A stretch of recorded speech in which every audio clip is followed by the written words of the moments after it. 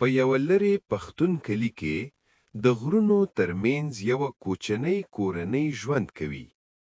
د دې کورنۍ ستنه میرمن زهرا ده، یوه مهربانه او صبوره مور چې خپل ژوند یې د خپل ماشوم احمد لپاره وقف کړی دی.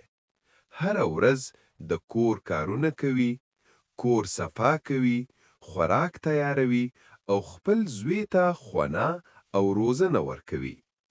د هغې مینه د کلي ټولو خلکو ته څرګنده ده. احمد د 10 کلنی هلک ډیر هوښیار دی، خو ځینې وختونه د مور خبرې نه مني.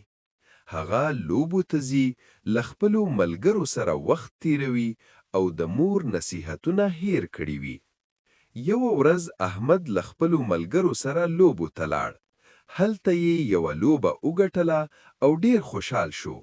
خو کور ته د ورتګ پر مهال یې د مور خبرې په هیڅ پام کې ونه نیهلې. میرمن زهرا په نرمي او مینه ډک غږ سره احمد ته وویل: زویه، کور ته راشه او د خپلې مور احترام وکړه. زه ستا د خیر هیله لرم. احمد په بې پروایي جواب ورکړه: مورې، زه لوی شوم، زه پوهیږم څه کوم. خو د ژوند حقیقت ډیر ژر څرګنده شو. په همدې ورځ ماښام احمد ناڅاپه ناروغ شو.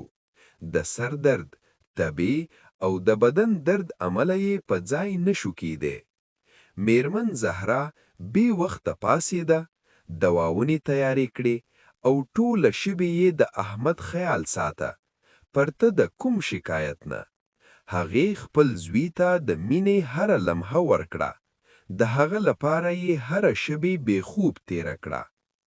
احمد د مور قرباني ولیدله. د هغې مینه او صبر یې په زړه کې ولیدل. هغه پوه شو چې د مور خدمت او مینه هیڅ کله کم ارزښته نه دي. په دې شیبه کې د هغه زړه بدلون وکړه او هغه ژمنه وکړه چې هیڅ کله به د خپلې مور احترام هیر نه کړي. سبا ورځ احمد خپله مور ته ګلابونه راوړل. هغه یې په مینه غېږه کړه او وویل: مورې، زه ستا قدر کوم. زه به تل ستا خدمت او احترام کوم. د کلي خلکو هم دا صحنه ولیده او د احمد د مور قرباني او مینې ته پام شو. اخلاقی پیغام: د مور احترام او د هغې د قربانیو قدر کول د انسان تر ټولو لویه نیکي ده. خپل مور مه هیروئ، ځکه چې هغه زموږ د ژوند تر ټولو لوی نعمت ده.